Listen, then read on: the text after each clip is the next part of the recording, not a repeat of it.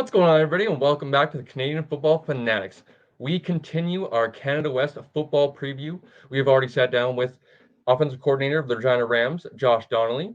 Today, we shift our focus to talking some Manitoba Bisons football with none other than legendary head coach Brian Dobie. Brian, thanks for joining us.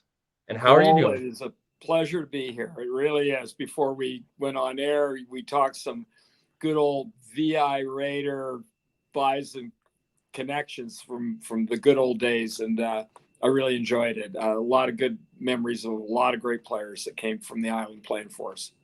Yes, coach, indeed. And I'm excited to maybe pick your brain about a few of those questions, recruiting heavy in BC. But before we get into that, everybody that's tuning in today, enjoying our Canada West preview and content, please like, comment, subscribe. Let us know that you guys are enjoying it and if you guys would like to see more. I know how much I've been enjoying getting back into, the U Sports scene and kind of covering it and realizing how much of good quality football we have here in our province and in our country. So, coach, let's get into it. Obviously, the big news.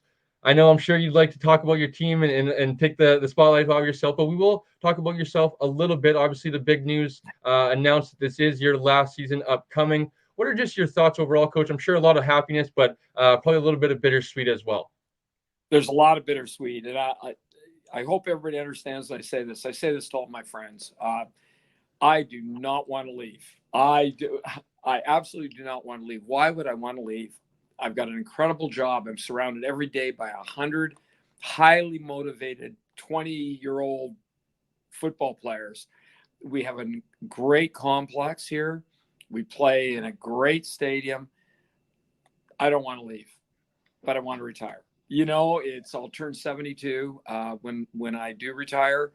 Um, and yeah, anyhow, yeah, everybody gets the picture. And here's all the white hair to show it. So it's been incredible. And the reason we announced it now is because they're going to start advertising the position in September at some point, and they want to get a new coach in place, hopefully before Christmas. So we couldn't wait to the end of the season. We would have lost a huge portion of the recruiting season in the search for a new coach. So I'm just telling you the sort of the inside strategy and why the announcement. So yeah, anyhow, it's been this is my 50th year of being a head coach, and it's been an incredible run at Manitoba, and this is my life, and this is family, and yeah. So enough. And the workload doesn't stop, though, Coach. I know you're going to be a full-time husband and obviously father as well to what you're going home to as well. So a lot of fun for you, Coach. But let's get back into some football here. So coming off last year, I'm sure a lot of a roller coaster ride last year, as many seasons are, right? I believe you guys started 0-3, but end up rallying to finish, I believe, 3-5 last year. The obviously pulling off the Manitoba Miracle, I believe, is what the people are calling it Yeah. last year, which I'm sure you can touch on that a little bit as well. But what was last year like? Obviously, getting into the playoffs with that the point differential beating, or excuse me, or I guess Yeah. beating Calgary by enough early in the season and losing by not whatever the tiebreaker was. I believe 13 points. What was the tiebreaker between Calgary? So what was the feeling like last year of going through that, and then obviously getting to the playoffs and losing a close one to UBC, who ended up winning, the Hardy Cup in the conference?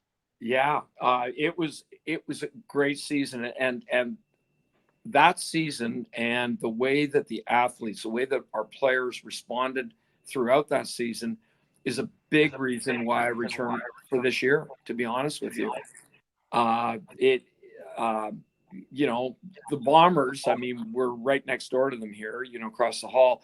The Bombers started this year at 0-4, and look where they are now. Like, they're just moving up the ladder quickly.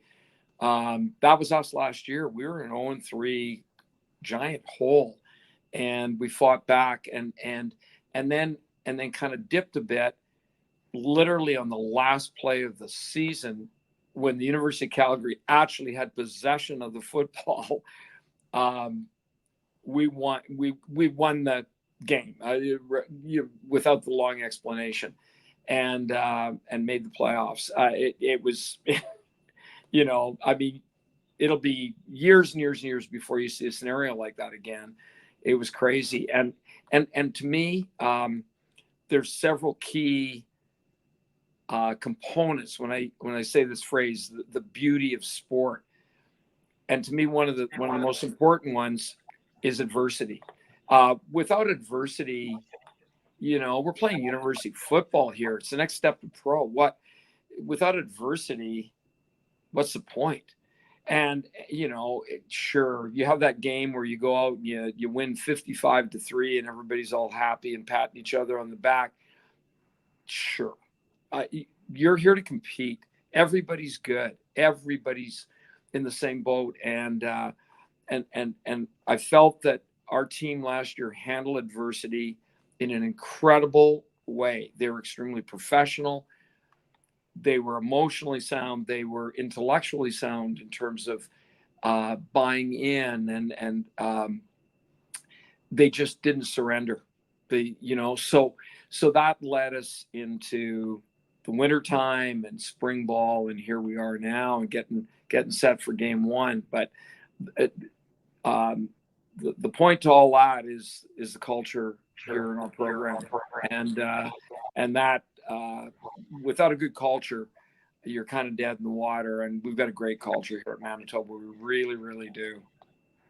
Uh, all right, coach. Let's get into it. A little bit of the position groups, as I mentioned before we got on here and hit play. This is just as much of a preview for myself, kind of getting into the season here as well. But let's start with, as always, the quarterback, a guy that I'm a very big fan of, and obviously had his head on very straight. I approached him to kind of do some sort of preview type content as well, and he mentioned, no disrespect, but I'm locked in right now, and maybe at another time we could do something. And that really impressed me for a young fellow like that to, obviously starting to get a little bit of praise now. Going to the combine last season, East-West Bowl, people are talking very highly of him. So, what do you guys say about your quarterback number one, but as well as the whole room? I believe you guys played five quarterbacks overall in this past game against Regina. They all performed, somewhat pretty well. So, what do you guys say about number one, the guy, and then the surrounding cast in the room? Yeah, we really like our room. Jackson Tuchinski is honestly, what's your favorite team? Well, your favorite team really is the team you're coaching at the moment. So I'm a little biased. That's our team, and but I can sum this up pretty easily. We were sitting at a coaching staff meeting a couple of nights ago, and we were going through each positional group, and we got the quarterbacks. I literally summed it up by saying the positional group at quarterback of Jackson Tuchinski is the best positional group on our team. And don't get me wrong, our young quarterbacks are good, and it's going to be a great future. But Tuchinski, he is big, he's strong, he throws a dart, he throws an outstanding deep ball. He's highly intelligent. He's a threat to run. He's a threat to beat you, but to run you over. There's not much missing. I don't know what is missing, and I certainly am not going to sit here and say he's the best quarterback in the conference, the best quarterback in the country, but but unquestionably, he's in that conversation. He's very, very good. One of the best quarterbacks in the history of the program here at Manitoba, for sure. So when you've got a quarterback of that level, as several teams do, you have a chance to win every time out. That's what it gives you. It doesn't mean you're going to win the game. It gives you that chance every time out of the gate, going into every weekend, that you have that opportunity to get a W at the end of it. So the young guys, it was an outstanding offensive game for us in Regina. All of the young quarterbacks played really well. I mean, their stats were 5 for 5, 4 for 5, those types of stats. So again, we like our depth, we like our future. It's a great room of quarterbacks.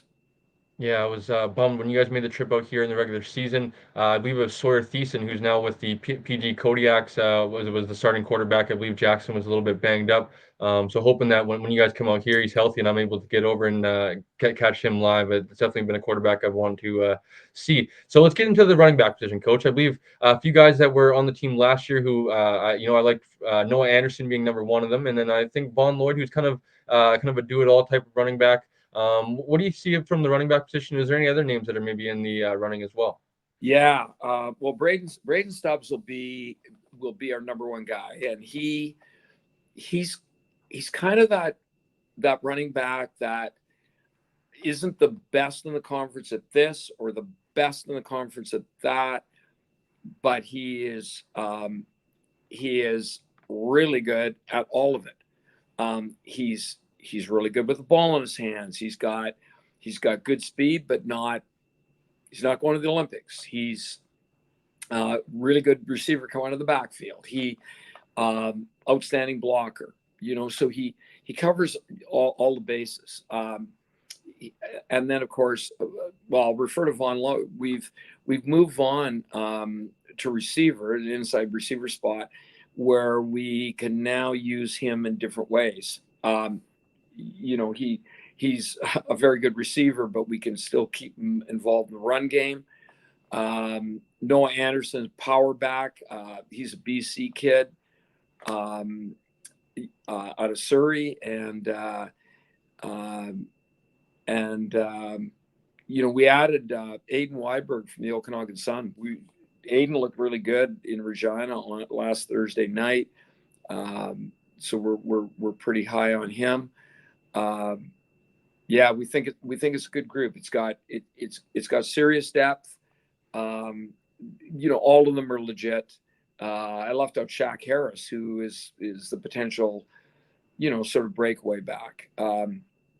So they can all do their share of damage, hopefully.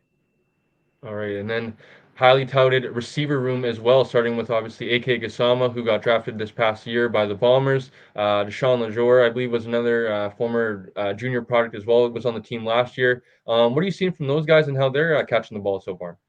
Yeah, another area that has legit depth for us.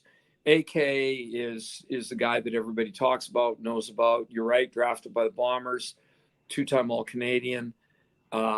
He's our big play guy, and that's no secret. Everybody in the conference knows that, and each team has one or two of those guys. He's ours. Deshaun Lejour. We've moved Deshaun to um, probably giving him a raise, a pay raise, if that makes sense. He's going to be in a position with a little more responsibility now at receiver. He should get more looks. Uh, he's a big, strong receiver that can post you up. He high points the ball. He's that kind of guy. So he made a great catch in Regina where he went up, in between a couple of guys and just out jumped them, and so he gives us that. We took a hit losing Brent Adams. He was a Calgary kid, great kid, really good receiver, one of the best receivers in our program. But he's gone back home to Calgary. Um, so replacing him was kind of a real goal going through the springtime and into spring camp here in August. But there's a number of guys that have stepped up. A guy that's had a great camp for us. He was a good player for us last year for sure, but he's really stepped up. He's through the spring and into the summer, and that's Mike O'Shea Jr. Of course, with his dad, of course, being the Bomber coach. But he's a very good returner. But he has really done his work, and I would say arguably the most improved receiver in that group. So uh, we feel we have some threats in various ways, shapes, and forms. So let's get into a unit that doesn't get obviously enough praise, but is an engine of this unit, the offensive line. Coach, can you tell me a little bit about that unit and how they're looking going into the season? Oh boy, I'm throwing people under the bus here. I know what I'm going to say, and I'm going to have to try to temper my thoughts. Um, this group is the most improved group in our team. Now, as soon as you say that, it almost comes across like it's a backhanded compliment, because when you hear somebody's really improved, the connotation that sort of comes with that is, well, I guess they weren't that good, and now they've improved. Yeah, I get that. Uh, but it was a good group. But this group, wherever they end up, however it all works out, it is the best group right now, today, the best group on the offensive line we've had in years. I would say I feel that this group is, oh, I'm going to make enemies here, but it our I think it's better than it certainly is good and maybe better than our group in 2014 that went to the national semi, or I think it contends with the two groups that went to the Vanier in 01 and 07. I think across the board, um, it it's solid.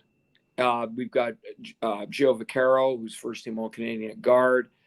Sean Rowe at left guard. Sean Rowe is our left tackle. Those two are just young kids, 19 and 20. Sean started for us right out of high school at left tackle. That never happens, you know, but it did here. That wasn't out of desperation. That was out of that kid flat out won the job. He will play in the CFL. Like he will play in the CFL. He's going to be, his draft year is not for quite a long time, but he'll play in the CFL. So we feel that group needs to come through for us. It needs to protect Jackson. It needs to create our running game. But they're capable. There's no excuses. And I'm not that coach when people talk to me or I do an interview. I'm not that guy that sandbags. And I'm not trying to brag here. I'm not trying to say all our guys are all that good or this unit's so unbelievable. I'm simply saying how I feel about each position area, and but they've got to go out and earn the respect and pay their dues and make sure they're, what other cliches that can I use? Cashing it in at the bank. They've got to produce for us, because the offensive line, I feel that our maybe even our team will live and die with that offensive line this year. So, but we like the group a lot. We really do. And obviously, if they can perform, you can, give your quarterback time to hit the guys down the field and give your running back run lanes. I think all eyes definitely on the offensive line, and excited to see how that unit performs. So let's switch to the other side of the ball, coach. Let's go to the defensive line. A few guys that I'm familiar with from my junior days. Isaiah Latender, I believe, is first year Bison. I believe we crossed paths when he was in the Valley Huskers. Same with I believe another Cordell Wilmont. So talk about that defensive line and some of those guys that you're impressed with so far. Yeah, that's an interesting group for us, because our inside, our two tackles, are we're very good there, very very good, and we have depth. So we have 4 or 5 guys that we think can all play in there. That's our depth on the defensive line. It's on the inside. Colin Cornelison is drafted by the Bombers a year ago. He's back. They brought him back in this year, and then he had an injury and he was done. But he's been in back-to-back pro camps. Playing beside him, Caleb Mackey McLeod is another player that I feel will go to the CFL. He's just gotten better and better. Strong kid who's athletic. I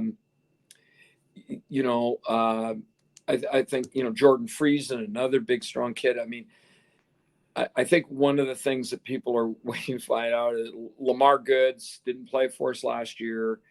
We'll see where things transpire with Lamar. He's on our roster, and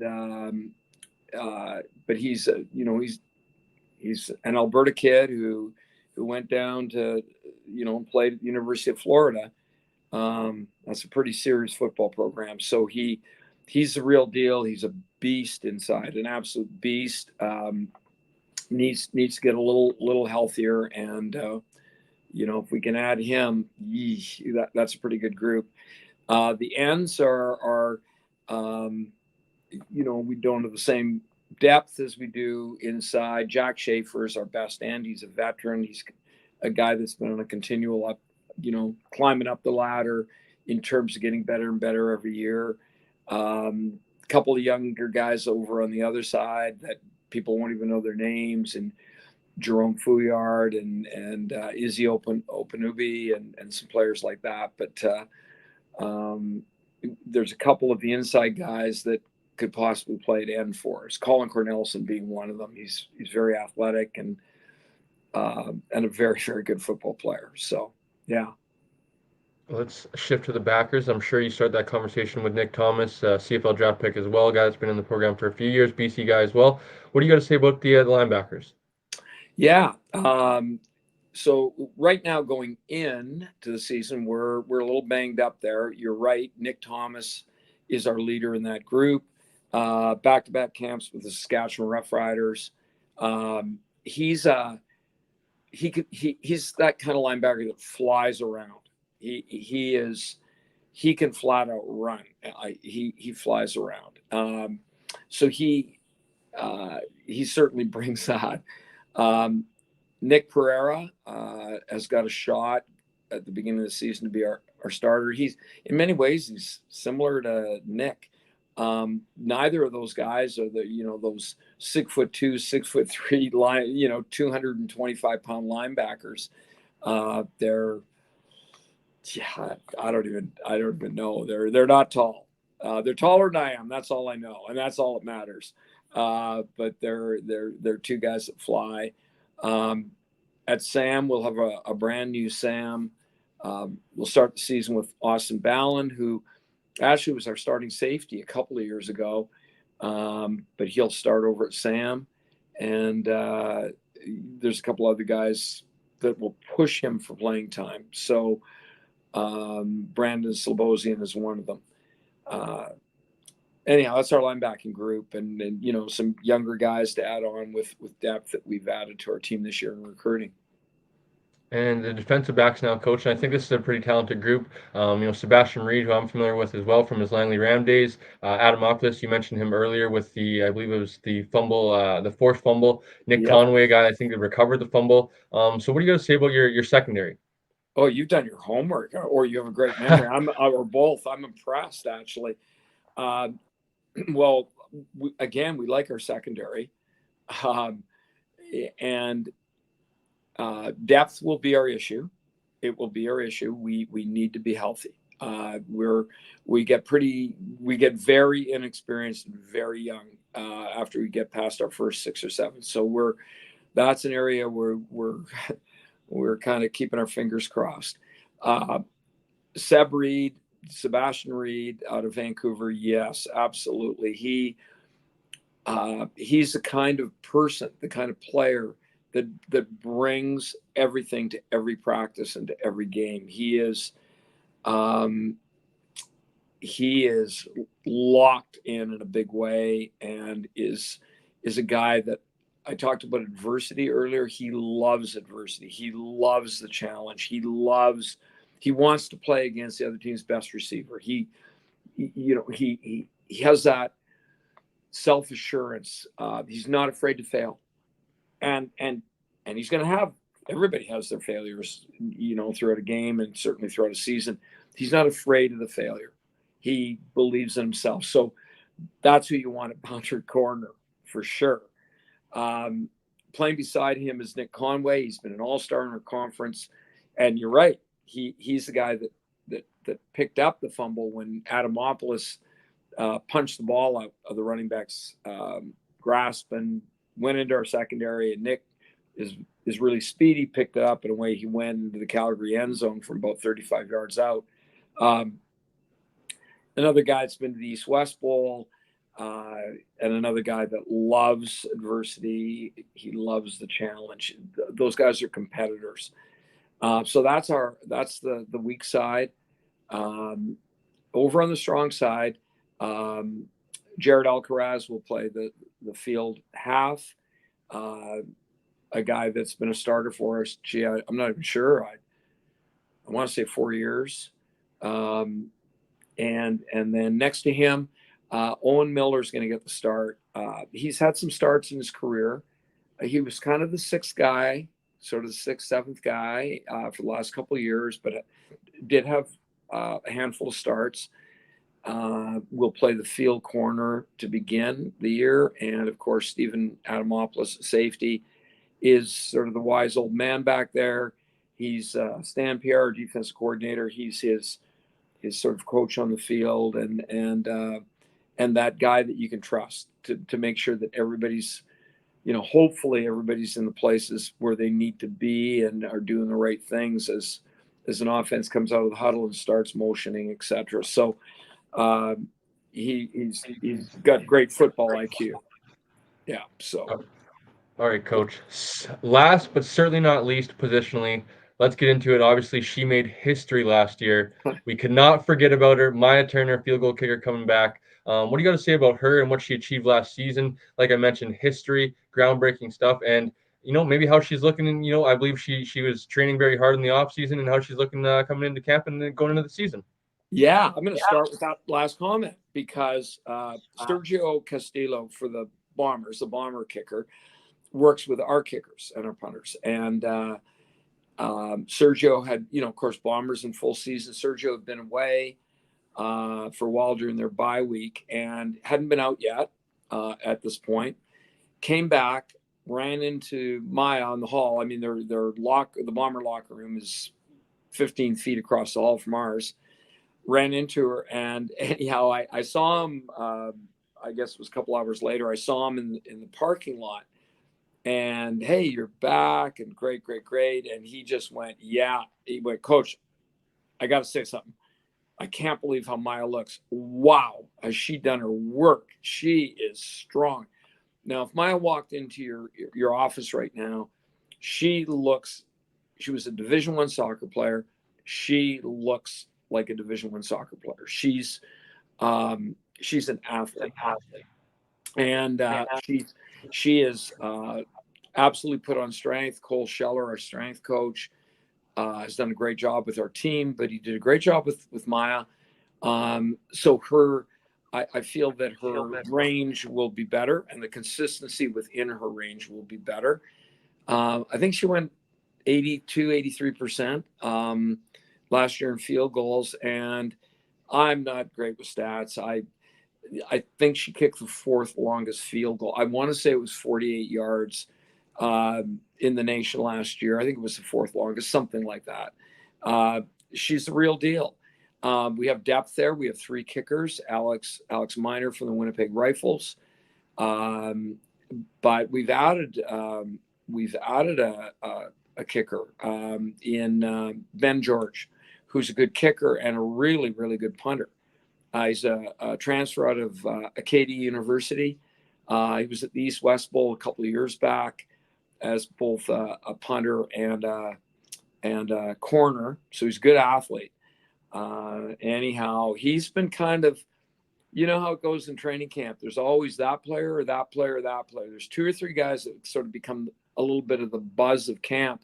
It's interesting when your new punter is the buzz of camp. So Ben George, there's a new name for Canada West. Awesome, Coach. So, as I mentioned, kind of, backstage here before we press record and stuff like that, me realizing how, great Canada West is and how, not even Canada West, just youth sports football in general, how much of a, great level of skill that is played, the talent level in there. I'm not going to ask you, the kind of how your thoughts going into the season, but why should people, get out and watch Manitoba Bisons, number one, but any sort of, youth sports football, Canada West, whatever it may be, why should they get out on Friday, Saturdays and consume some of this football? Oh, absolutely. And this isn't about the University of Manitoba Bisons. This is about Can West. This is about university sport. I mean, it's 2024, everybody. I mean, take a look at what athletes are doing now at the university level. I mean, when you're immersed 365 into programs, whether it's our women's volleyball team or men's football team, or, the list goes on and on. They are training with professional trainers all year. They have sport nutritionists. They have sports psychologists. They have, athletes.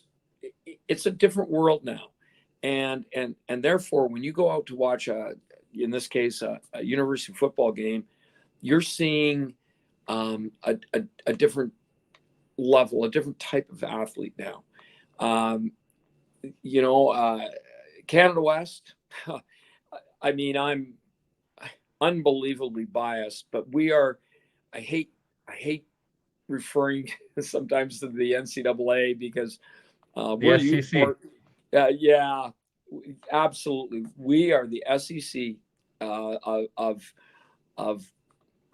Canada. I don't care what they say in the OUA or the Q or the AUS. I mean, year in, year out. I'm not saying the best team in the nation is always in Canada West. That would be untrue. I am saying the best conference in the nation, the most competitive conference from top to bottom, is Canada West. It's great football. It's you take a look at all the guys that are year in, year out being produced and funneled into the CFL and now the NFL. Yeah, people should come out and watch. It's the real deal. It really is. And by the way, I don't know what you're paying for Winnipeg Jets tickets these days. I've got a clue, or Winnipeg Blue Bomber tickets, but come out and watch the Bisons. It's bring the family, and it is a great family experience. I'm only referencing our team. Go to UBC. You're going to have the same experience. Go to the University of Calgary. Go to, up at Edmonton, the U of A, the University of Saskatchewan, by the way. Hey, they're rivals of ours, but I respect the hell out of that program. And that's the best show in town. I mean, they pack them in. I love playing there. It's my favorite place to play because their crowd is fantastic, and they are all huskied up, and they love their team, and that's how it's supposed to be. And it's so exciting to go in there and play. I love coming out of the tunnel here at IGF. I'm still calling it that, but I got to turn it over. It's PAS, Princess Yeah. Auto Stadium. Love coming out of the tunnel to our fans, and it's Canada West, best conference in the nation. I'm so glad you mentioned the parity, coach. I know, I'm sure inside the organizations, inside a lot of these programs, they don't care about these rankings and stuff that come out. But I think a lot of the time you could have 4 or 5 Canada West teams in there. I believe I saw you mention on an interview that you could probably take the 5th or 6th team in the Canada West and play them against maybe a 3rd or 4th seed over in whatever conference it may be. And I think they'd give them a run for its money and maybe even come out victorious. So glad that you mentioned that. Lastly, coach, before we get out of here, we talked a little bit offline about my ties, obviously Vancouver Island as well as yours. I'm sure you've been asked enough about memories of the your time with Manitoba and stuff like that. So maybe I'll just give you a couple names and whoever you want to pick out of the bunch, maybe just give me a memory or two that comes to mind. So I'm going to mention a few, mostly by Raiders, but it's some other guys I grew up watching as well and maybe played with as well. So I'm going to start. Obviously, we talked about Jordan Yance, Tremaine Apperly, John Jones, Dustin Peterson. I believe Matt Sawyer was in there as well, and then obviously some Langley Rams, Jordan Lennon, Brock Gowanlock, Gavin Cobb. I think that kind of some of the guys that I have a little bit of a ties to in a relationship. Is there anybody that sticks out amongst that group? Oh my goodness, they all do. I mean, every guy you named in our program was at the worst was a really good player. At best, was flat out outstanding. Jordan Yance,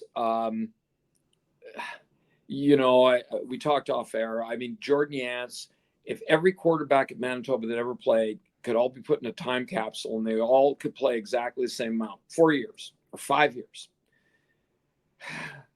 he would be in contention with 2 or 3 other guys to be the best quarterback of all time in the history of our program.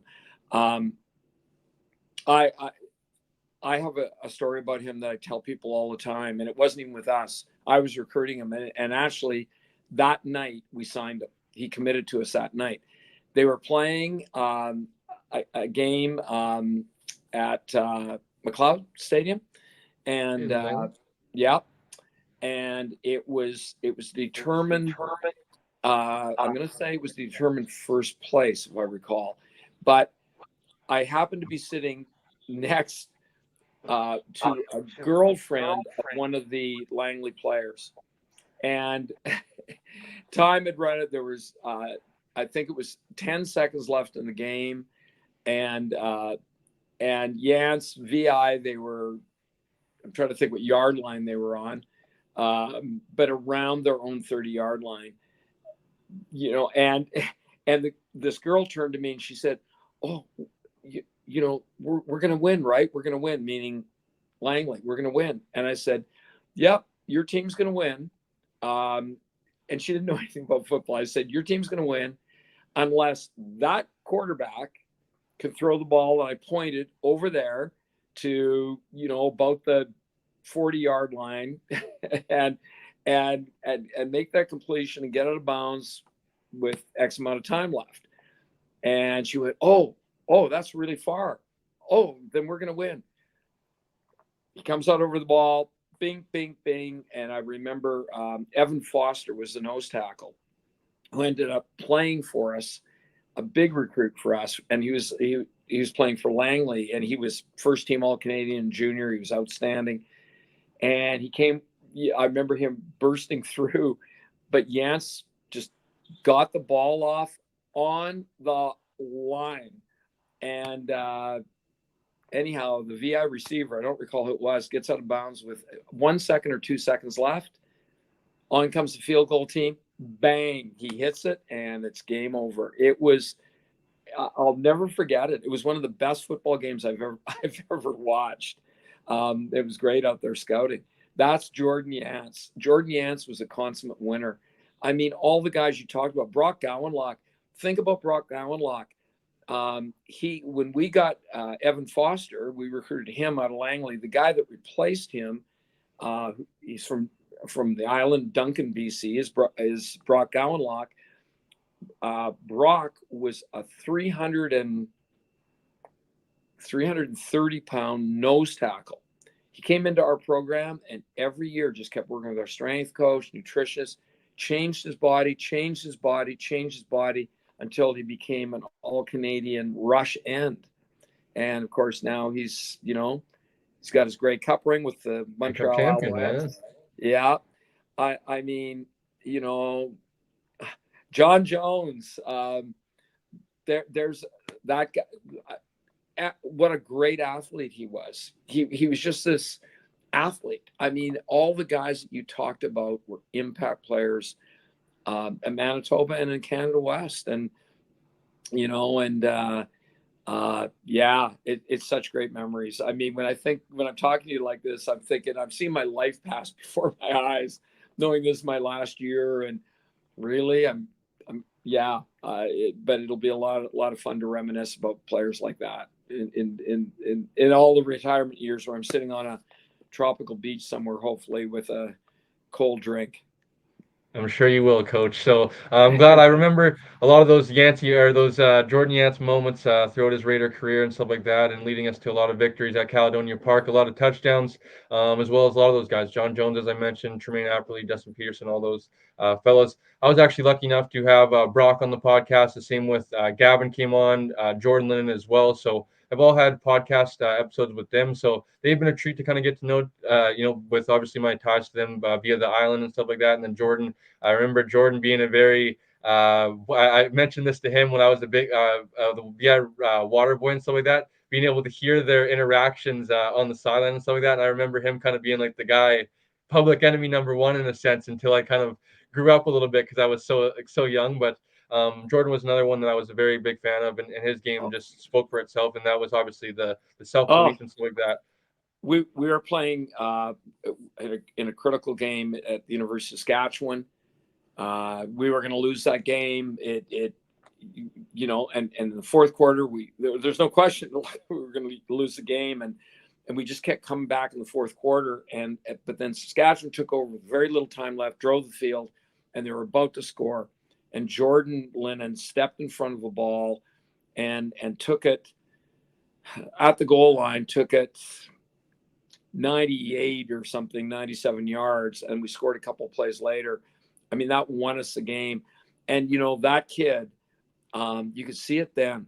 You could just see his attitude. You could see how you could see his football career, his IQ rather. I just knew that kid would be an outstanding coach, and he's coaching the CFL now. I mean, how awesome is that? Gavin Cobb, Mount Doug kid, recruited him like crazy. I was recruiting on the island. His mom, awesome. It was every year in my whole career, in my entire career, 3 decades. I'm not making this up. Every Thanksgiving, I was never home. I was always recruiting in BC for 3 decades. And his mom knew that I got, you're recruiting. So I met with a couple of recruits in the lobby of the hotel I was staying at. And now Gavin was coming with his mom to meet with me.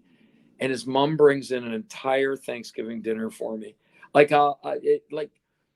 You know, uh, those are just things that It's the little things. they matter. It's about relationships. It's about people. And Gavin, just such a great kid. And we didn't get him after all that dinner and everything. We didn't get him. And of course, he went to Simon Fraser. And then when everything went, downhill at Simon Fraser, he called me. And as things were kind of, it was actually before they folded. I think, anyhow, it doesn't matter. But to make a long story short, coach, I want to transfer. And away he came, and he was an outstanding player for us. And another kid that's in the CFL, good old Mount Doug kid who was too small, right? Too small to play in the CFL. He was good enough to play in the CFL, regardless of his size. And there he is.